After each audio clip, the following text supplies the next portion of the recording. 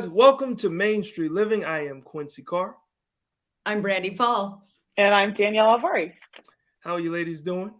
So great. Great month, Quincy, to reflect on the women in our lives and the women we want to become. And you have a daughter, right? So a lot of great things happening. Yeah, well, soon both of y'all are going to be, a topic that people reminisce and talk about because y'all are doing some pretty cool things yourself. So Awesome. Quincy, always pumping our ego, but you know that nobody gets anywhere alone. So any mentors that you would like to shout out from your life, Quincy?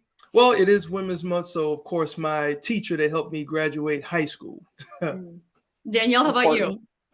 For me, I had a UCLA alumni mentor that really helped me kind of break into broadcasting. So I was really fortunate for that. Brandy?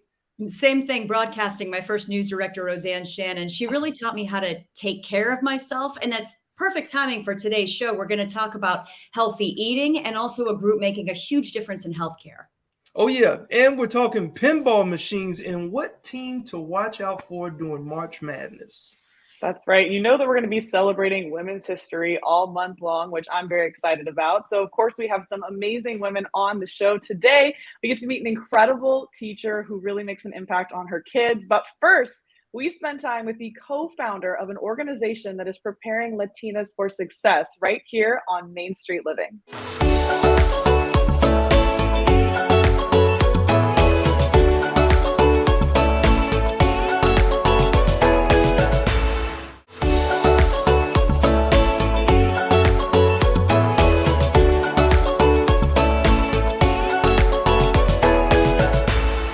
Hey guys, welcome back to Main Street Living. Now, I am happy to be on the show with two powerful ladies. Y'all are bosses in your own world, and you've carved out your own way in your own careers. But we, of course, are celebrating Women's History Month, and it's very important to remember our history and to know where we've come from. Absolutely, Quincy. But it's also important to look forward to our future and find ways to improve on our past. We have Adela Garcia here back on Main Street Living. Thanks so much for joining us. Glad to be here. Thanks for having me back. So Adela, you work with an organization called MANA. Can you give us a quick overview of what that organization does? Yes, MANA de San Diego is a women's organization here in San Diego that was founded in 1986. We have about close to 600 members and about 4,000 supporters. And we are really a mission-driven organization focusing on community service, education, leadership, and just trying to make sure that our women have a voice at the table. And we're very focused on our programs. We have 4 wonderful programs that we offer, starting with our Hermanitas program, which is for the young girls in middle school to high school. And we pair them up with mentors, one-to-one mentoring. And the objective is really to get them through high school and on to college. You know, we know that the best jobs require education. So that's really a primary goal of that program. And we're very successful. We've had over 600 Hermanitas since it began. And it is a great program across our area, doing some wonderful things. We also have a scholarship program that really started with about $1,000 when it was started many years ago, and now has close to $600,000 that it's awarded. Annually, we give between $30,000 to $40,000 in scholarships, and the objective is to help these young women to get to college. You know how expensive it is, and a lot of them, when they're going to college, they're the first in their families with very little resources. So we want to help, and we're very proud of that scholarship program. And then we also have our Latina Success Leadership Program. The Latina Success Leadership Program is the one that I'm going to talk to you about. And it really encompasses the whole spectrum of what we're doing, because in addition to the Hermanitas, we also have what we started called the college bound program. And what that does is really focus on pairing up an Hermanita who's in college to a professional in the workforce here that will help them to make sure, because we have a retention problem. So we want to make sure that once they get into school, that they're able to stay. And Latina Success Leadership Program is for women, for our members. This is for women that are in management. We know that when you have women at the top making decisions, different things happen.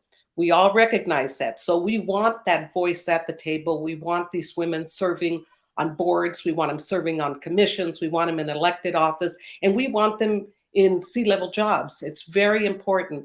A lot of the women are the first in their companies, like I was. I was the first Latina in my family to advance. And now that I see my sisters and what they're doing and my nieces, I'm very proud. But it starts with a woman going forward and then bringing others behind. And so the Latina Success Program to me is something near and dear, not just to me, but to the women that helped me to bring it together. We have a founding team. And it's really important that women recognize that we have opportunity and we have a need to participate, that you can't just sit on the sidelines. I'm wearing pink because this is a very important color for women. And I really believe that we need to make sure that we are not alone, that we seek the resources that we need, and that we move forward.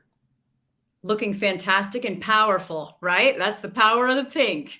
That's the power, and that's the message, right? Awesome. Have you already started seeing some of the effects or the impact of this program? Oh, yes. This program really is a wonderful program that was brought together. It was really created for us by the Center for Creative Leadership, who is our partner. They are a world premier organization in leadership training. And the women that are going through this program are incredible. We're already seeing women that started in one position having the drive to go forward, finding the networking that they need to do, getting the champions that they need, getting the mentoring set up that they need, and just forming this sisterhood of women that are helping them to move forward. It's really a phenomenal program. It's a 4-session program that is conducted at the Center for Creative Leadership. But I'm telling you, these women that go through, when I think of Amanda Corona, who is at UCSD in a director position, and when she came out of that program, she says, I'm going for my doctorate. And the thing that was driving her was, what can I as an individual do to change the picture? I still have the email that she sent to us saying, I'm going to go for it, and I want to thank you for the opportunity to enter this program, because while she may have had it, I think it pushed her to do it. And then you have, your own Adriana Mendoza, who is a wonderful, wonderful external programs manager at Cox. And Adriana knew she had something, she wanted to do something, but she pulled it together by being with all these other women. There's something very important about making sure that you have a very strong network. And the network has to include, members of your family and the whole bit, but God, professionally, especially, I still remember one gal saying to me, well, she actually said it in the class, and it was so beautiful, because she says, I'm the only one in my company. And when I'm in this room, I realize that I'm not the only one out there. And so this ability to be able to connect, to draw from other resources and to engage is so important. And then to learn these valuable skills that you're not going to get at home because your mom was never in this position. Well, I imagine that viewers would want to get more information about this program and see how they can get involved. So how can people find out more about MANA and the different programs that it offers? Yeah, it's great. In fact, we just announced the first of the month that our application is now online. It'll close the 31st of December. It's a small group. We can only take about 30 people. And it's you can go to www.manasd.org, click on Latina Success Leadership Program, and you'll be taken right to the application. There's also a description of the 4 modules that we teach, because we also have one on civic engagement, which is to prepare the women to, participate. Absolutely. Yeah. Thank you so much for joining us. Fabulous information, fabulous impact. And up next, evidence of that, a Latina teacher making a big difference.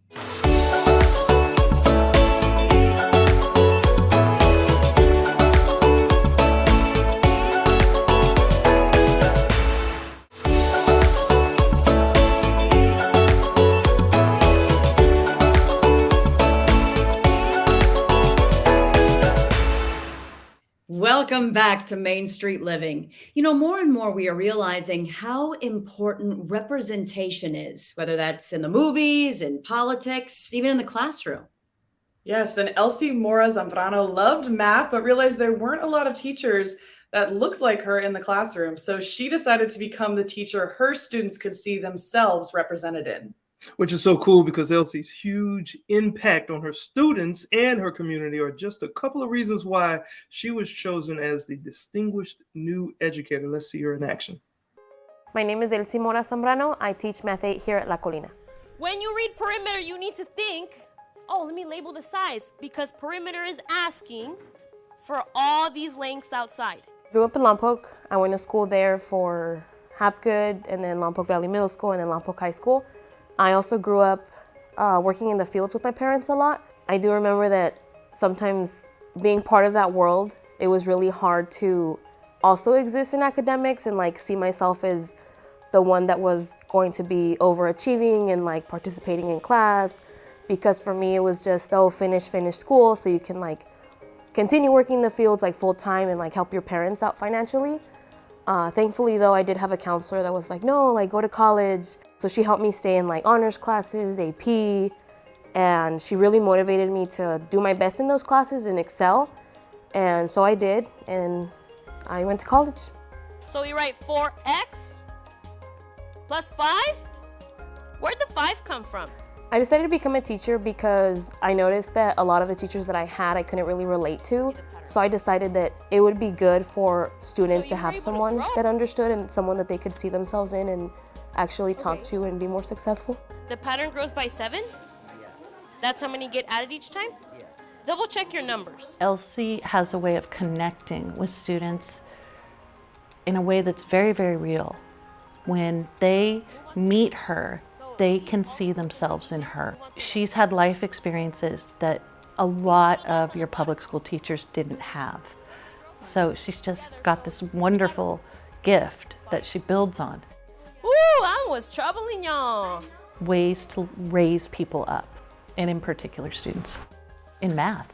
I think Elsy starts with building relationships with her students, and when students feel like their teacher believes in them and that they can do it, then there's a lot more chance that they're going to be successful. And she really has a knack for doing that with all of her students.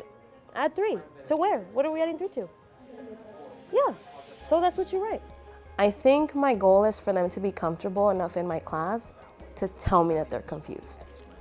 Yep, So that's exactly what it would. I have a lot of students that understand things quickly, and like, of course, that's what we all want, for them to master the material.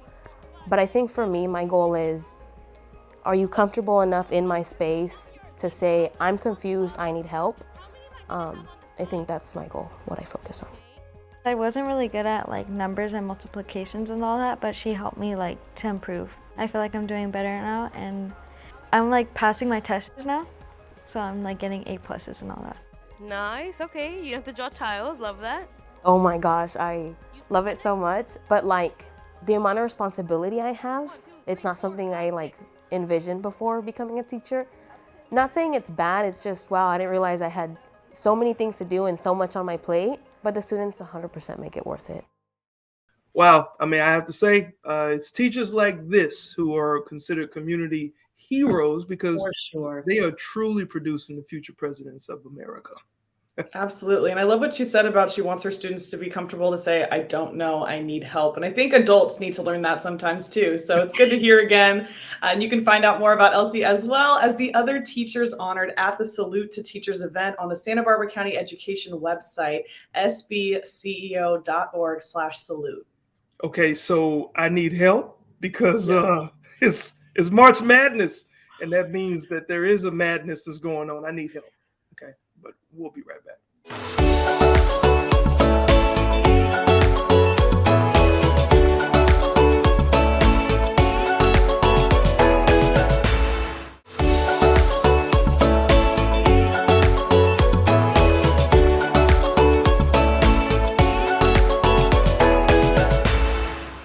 Welcome back to Main Street Living. All right. Even if you're not a sports fan, Danielle, you certainly are. This is one of the most exciting times of the year, one of the most popular tournaments in the U.S., the NCAA championships.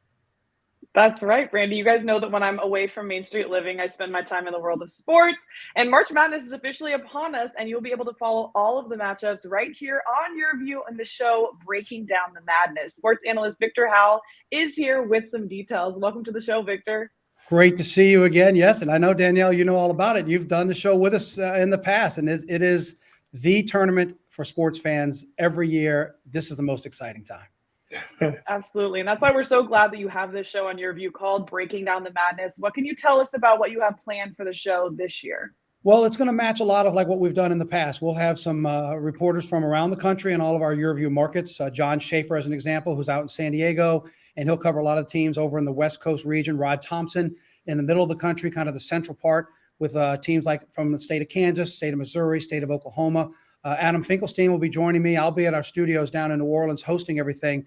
But we'll have a chance to really focus on a lot of the teams in and around our year view markets that will be finding out. Of course, by the time this is airing, they have found out if they're in the tournament, and now they're getting ready. It's a 6-game sprint to the finish to see who. There'll be one team that can put together a 6-game win streak, and they'll be crowned the champion. So that's what we're in the middle of. So we're going to focus on the teams in all of our regions, how hot they've been coming into the tournament, any surprise teams that have come in and made a late run. And we're going to have fun watching them do what they can do and see if they can get to the title in Houston. Yeah, and that's pretty interesting because, Victor, which conferences do you think are going to be hot this year? I mean, Well, there's a lot of teams in it. Yeah, look, the Big 12 has been one of the best conferences all year long in terms of college basketball. But even watching the SEC down where I'm located, obviously the SEC down here is big. There are 7 or 8 teams from the SEC, which has not been a very good basketball conference overall as of late, but they might get 7 or 8 teams in. The Big 12 will have a lot. You can never get away from, say, like the Big 10 conference because they have so many solid teams. But the interesting thing, Quincy, to your question is with so many teams that come up as surprise. I'll give you an example. Houston Cougars right now are number 1. Can you tell me what conference they're in? A lot of people can't.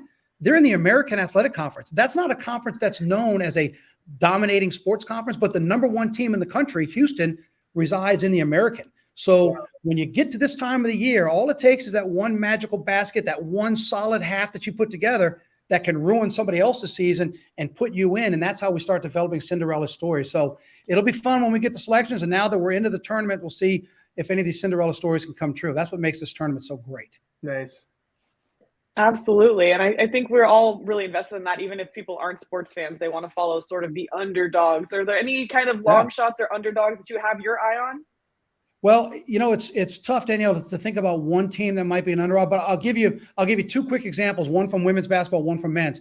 Just this past weekend, Southeast Utah is down by 2 with 3 seconds to go in the women's game against New Mexico. They throw the ball in. The point guard is dribbling the other way, so towards the other team's basket, just trying to find space. She turns around and throws up a 35-footer, bang, hits it at the buzzer. They wind up winning. It's that kind of magical moment that makes Cinderella's come to life. And on the men's side, as we're talking about breaking down the madness on the men's side, if you go back in the season 2 weeks ago, Michigan State, who's one of those blue blood type of teams that's been around forever with Tom Izzo, they were at Iowa and they were up 13 points with under a minute and a half to go. Iowa decided to play the foul game. One of the best free throw shooters on the team from Michigan State, who shoots better than 84% from the free throw line, goes 6 of 7 from the line down the stretch. Iowa winds up catching them, sends the game into overtime, and then wins by 5. So down 13 with less than a minute and a half to go and win by 5. That's an 18-point swing in regulation and a 5-minute overtime. And that's why these stories, Danielle and Quincy, are so much fun. It just takes one now. It's a 6-game season. It takes one half or one solid game or one game where one of the best free throw shooters can't hit or one game where a team that's not a very good three-point shooting team all of a sudden shoots 55%, 60% from the line. And that's when you see all the tears and the cutting down the nets and storming onto the court afterwards. That's what makes this tournament so wonderful because we don't know where that's going to come from. It could be a blue blood. It could be a team we've never heard of that all of a sudden you're like, wait a minute, how did they get to the Sweet 16? How did UMBC upset Virginia? What's happening? Yeah, right. You talk about like for instance, North Carolina. This time last year when we were doing this show, North Carolina started its run about 2 weeks left in the regular season, then went through the ACC tournament, and then made it all the way to the finals before losing late to Kansas in New Orleans in the championship game.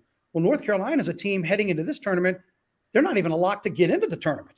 So a lot of these teams, Syracuse, Jim Boeheim just retired after 47 years. Another staple that's always been there. They've got a losing record. His season ended in their conference tournament. He's now officially retired. Syracuse has a new coach. So all the stories develop right now, and all of a sudden we will all start learning about schools that maybe we've never heard of back in the day when it was Virginia Commonwealth, or it was some of those small schools, I say, from the Midwest, that all of a sudden you didn't really hear of, and all of a sudden we're now going to find out about their young coach or their special talent that you never heard about that now comes to life in this tournament. That's why this 3-week run is such a great time for sports fans, whether you love basketball or not. If you love sports, passion, emotion, this is the tournament, and that's what we plan on covering on our show when we break down the madness. Oh, yeah. Yeah. And that's everything that you bring to the table with the show is your passion. But really quick, got to hear your predictions. What 2 teams do you feel like will be there? Oh, Quincy, now, we've talked about this before. You can't put me on the spot like that. Look, right now with the way Houston's playing, I think Houston has to be the odds-on favorite. We'll see how their draw goes. You've already asked me about a Cinderella. It's hard for me to pinpoint because there are so many teams that are going to come through that can really make a nice run. But Houston late in the season was tested at Memphis. They were up double digits. Then the game was tied late, 7 seconds to go. They don't call timeout. They hit a 3 on the road to win it. They've been tested. They love that up-tempo that a lot of people can't play for 40 minutes. So if I had to put a favorite, plus remember this, the championship is where? In Houston. So they could make the Final Four in their home city. That could be a great crowd and a great advantage. Be fun to watch. So right now I'll lean Houston Cougars because they're number 1, but because of the way they play, and let's see if they can make a storybook run and try to win the title in their hometown. There you go. I love it, Victor, and I agree with you. The Big 12 is going to be a contender as well, maybe Absolutely. Kansas, so we'll see. But there will be a new Breaking Down the Madness show each week beginning on March 13th, so check your local guide for run times. Victor, thanks so much for joining us, and enjoy the madness. It's always great to see you this time of year, and we look forward to seeing everybody as we break it down towards the national championship. All right. Great. Now, coming up next, we are getting rolling on some more because we got a game we can all master, maybe.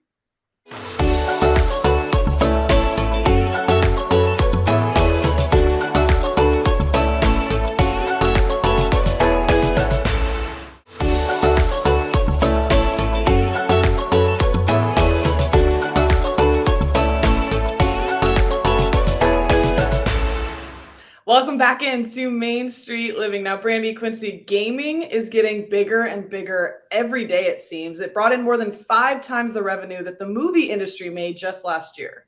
Wow. Although, I'm not surprised. Here in Nebraska, esports, competitive gaming, huge in our high schools, even some middle schools. So a lot of excitement when new games are released.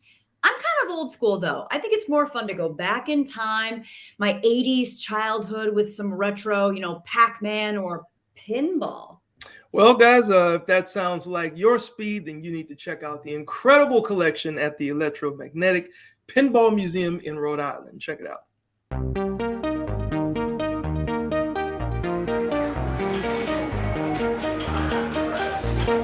We're here at Electromagnetic Pinball Museum and Restoration, Pawtucket, Rhode Island. Electromagnetic pinball is the accumulation of several people that have come together and decided to forward the mission of pinball, which is to get people out there and playing and get social. We've got all sorts of pinball machines, from the classics from the 1950 wood rails right up to present day and everything in between. We started with the Addams family about 10 years ago, and the collection has grown steadily ever since.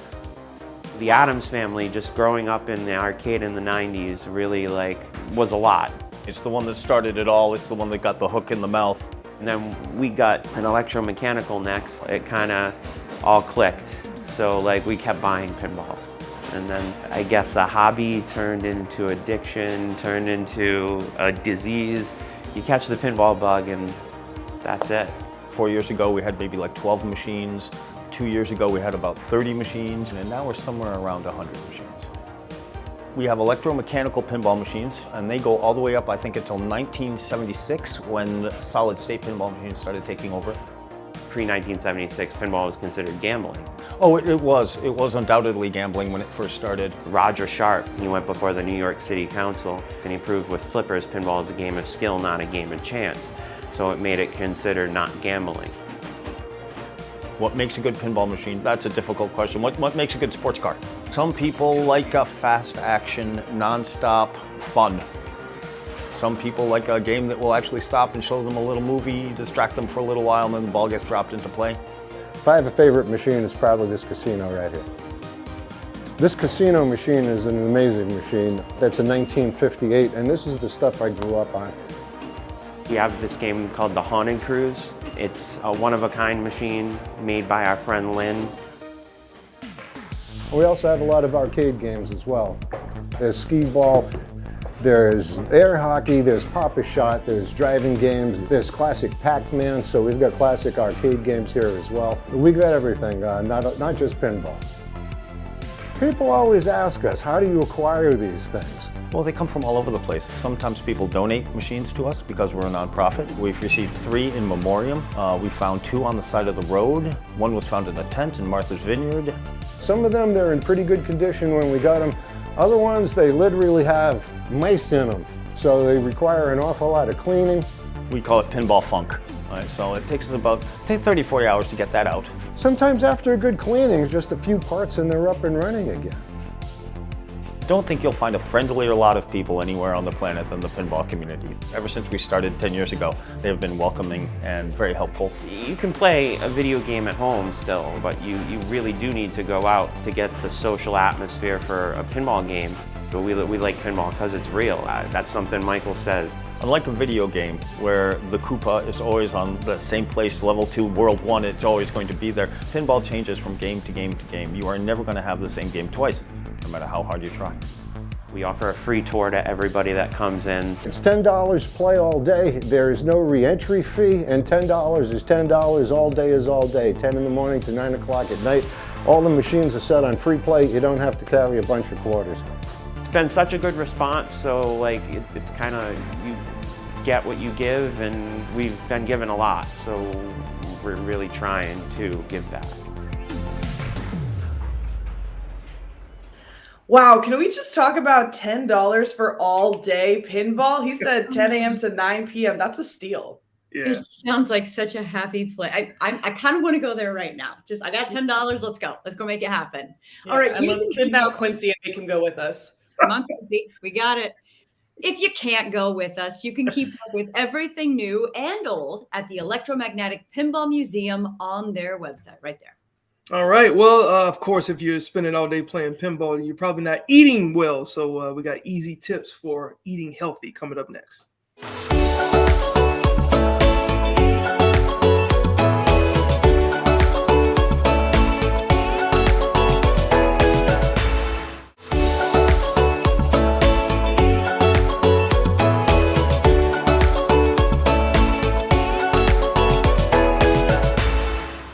Welcome back into Main Street Living. Now, as you guys may know, March is National Nutrition Month, and it turns out that we should really be paying more attention to how we feed and nourish our bodies. Yeah, eating an unhealthy diet is the #1 cause of illness in the United States. It's responsible for more than 500,000 deaths every year. Dr. Elizabeth Clotis is on a mission to make eating healthy a little less complicated. Doctor, welcome, and thanks for joining us. Thanks so much for having me. So what are some of those chronic illnesses that can be impacted by simply eating a healthier diet? Yeah, there's really no health condition that is not impacted by what we eat. But as a cardiologist, I treat some of the most common issues, which is high cholesterol, high blood pressure, high blood sugar, and the downstream effects of those risk factors, which is heart and vascular disease. We tend to think of food as just nourishment or comfort or something pleasurable, but food is a bioactive substance. It's just as bioactive as any drug. And every single time we eat, we are either consuming substances that are building health or those that are building disease. So if you're not already eating a healthful diet, changing what you eat can be one of the most impactful things you can do to change your health trajectory. Wow, that's interesting because I know I battle with that myself with having high cholesterol and everything. But what are some of the misleading healthy, I would say health messages and labeling tricks that shoppers should be on the lookout for? Because it can be a little confusing and the food manufacturers are not always on our side. Yeah, no. Oh my gosh. There are actually so many tricks that food manufacturers play, that I've like even created a list of kind of the top 10 things for people to look out for. And you can access that on our website, step1foods.com, in the blog section. But just a few of the more common ones, like lower in sodium, which is great, right? If you're trying to manage your blood pressure, you're trying to avoid sodium in your diet. But that's actually a meaningless call out, because lower in sodium means it's 25% less sodium than in the original item. Well, if the original item was sky high in sodium, 25% less is meaningless. Or, helps lower cholesterol. And then there's little asterisks, and you've got to follow that asterisk down to a disclaimer that says you have to eat, 3 or 4 servings of the food to get to the nutrients needed to lower cholesterol. Or my favorite, which is like only 100 calories, which sounds like so innocuous, right? 100 calories. But you add 100 calories a day, and in a year, you'll weigh 10 pounds more. So it's these little things that are adding up to big health outcomes. And and honestly, all these health messages are marketing hype, not straightforward nutrition guidance, and they're designed to sway a purchase decision. We make a decision as to what to put in our grocery cart in 3 to 5 seconds. So it's got to really click with us. And what I would say is, the more the product is shouting at you about how great it is, probably the less of it should land in your cart. Nice. Right? There's no label on an apple that has all the good things about it. Absolutely, that is correct. Some of the healthiest items in the grocery store have no nutrition panels, no call outs, no ingredient lists. Right? Those are the things that should be in our carts. All right, so let's talk a little bit more about that. The standard American diet, you being a cardiologist, what you see in your patients every day. So Step 1 Foods, how does that play into it, and why did you create it? So I am a cardiologist. I continue to see patients. And what I would tell you is that if someone told me in medical school that one day I would start a food company, I would have laughed in their face and said they were crazy. And yet, as we've discussed, all I treat are really conditions that are driven in part or in whole by food. And, what I've been taught actually to do is just throw pills at it. But to me, that seems silly, right? If a condition is caused in part or in whole by food, step 1 should be change the food, right? And my patients were trying to do this. They were trying to eat better, but they were failing. And it wasn't their fault. They were getting duped. And so I kind of looked at this and said, someone has got to fix this, create foods that people can trust, that can actually impact health, because they are scientifically based and designed to do that, right? And to also make this really simple. So, if these foods are competing with pills, they have to be as easy as pills. So my idea was, okay, instead of 2 doses of drugs a day, how about 2 doses of food? That's it. Well done. And I have to ask you a quick question. So your it's called a stethoscope. I have to make sure I say that right. I think it's hitting your mic. So although I'm sorry. We can hear you. No, it's fine. It's fine. I just wanted to make sure that all this good information, because you're talking about an impact, right? So what kinds of impacts can patients expect to see when they start using Step 1 foods? Yeah. So first, just to explain what these are foods that people are eating already. So pancake mix, instant oatmeal, granola, snack bars. So it's things that people are eating already. They've just been formulated to have a specific health impact. And in this case, it's to lower cholesterol. And it's because we've used the right ingredients in the right amounts. And, what we've done is subjected these foods to rigorous testing, the same type of testing you'd subject medications to. And we've done it with partners like Mayo Clinic, University of Manitoba. So really credible partners. And what we found is that in 30 days, just adding 2 doses of food a day from Step 1 Foods, you can see LDL or bad cholesterol reductions that are similar to a drug. Not in everyone. Everyone, responds differently. But in some people, it can be as effective as a statin. And if you can't take cholesterol-lowering medications because you don't tolerate them or you prefer not to, this is a game changer. And so what we've done is prove that you can create foods that, are actually worthy of the hype. But amazingly, and this is what's shocking to me, is we're actually the first company to do this, which is crazy. Like we should be, all the foods in the grocery store should be good for us. It shouldn't be a minefield. For sure. Well, Doctor, thank you so much for joining us again. She mentioned the website earlier. That's where you can find the info, step1foods.com. Doctor, thank you so much. Thank you so much for having me. All right, that is awesome. There, Brandy, obviously we got some access to better health food choices. Up next, we'll be making healthcare accessible for all. Stick around to see how.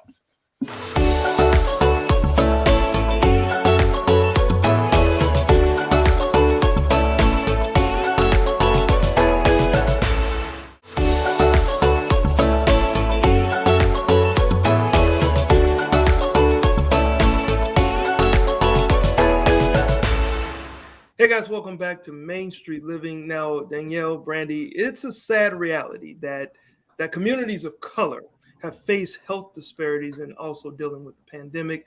That's pretty much brought things into a sharp focus. Yeah, and more than 50 years ago, a group of women started a nonprofit organization to help care for their Southern California community. That's right. And today, San Ysidro Health is still bridging the gap by providing compassionate healthcare to all, regardless of insurance coverage or ability to pay. Let's take a look. So the mission of San Ysidro Health is to improve the health and well-being of the communities we serve with access for all. And that really says a lot, because what it says is we do not turn anyone away in the 47 program sites where we operate throughout San Diego County. So we have 108,000 lives in our care, and we're able to offer many working families in underinvested areas medical, dental, and behavioral health services that are needed now more than ever. For the most part, do serve a lot of the underserved populations. A lot of the need is more of your health maintenance or chronic disease management. Based on the health disparities in the communities we serve, they tend to have a higher rate of some of the chronic diseases such as diabetes and hypertension. Started with a group of 7 founding mothers that organized because the only doctor in San Ysidro at the time was going to leave to go work in Chula Vista. So instead of giving up, they actually organized and founded a little clinic in a little white house that was volunteer driven. And who would have known 52 years later that we would be where we are today. So it was no surprise to us when the pandemic hit that our population was hit the hardest. So we were seeing rates in our community 4 or 5 times higher than the rest of the county. We, throughout COVID, have been extremely fortunate to receive so many generous donations to help us meet the need at hand. Many of our communities where we live and operate were experiencing COVID 4 to 5 times higher than the rest of the county. So we stepped in right away and provided not only COVID kits, where we were able to supply families with a thermometer, hand sanitizer, as well as other products to make sure their home was safe for the entire family.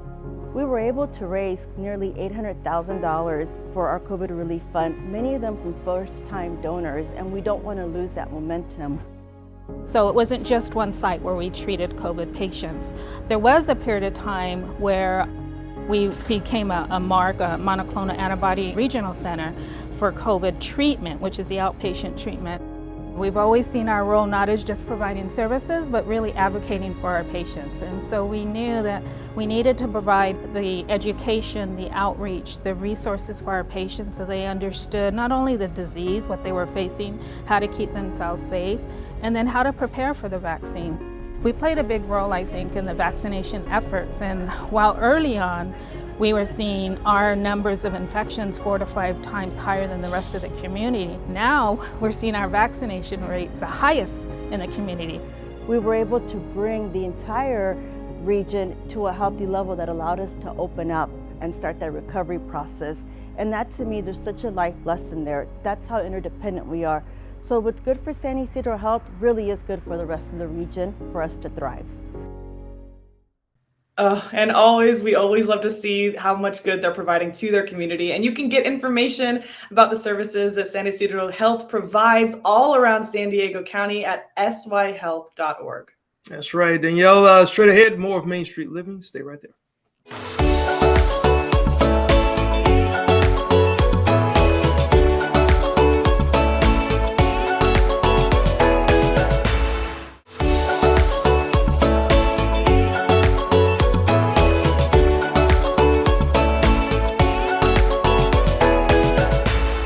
Welcome back into Main Street Living one last time. Guys, now that the show's over, we have some time. $10 pinball all day? Anybody? Let's go right now. I got to check my diet. Oh, well. Arcade nachos. I'm in. Again, in. All right, you can watch us now on the go. Just download the Cox Comtour app, sign in, and then search for Your View. There you go, guys. Well, we'll see you back here again for another exciting show on the Main Street.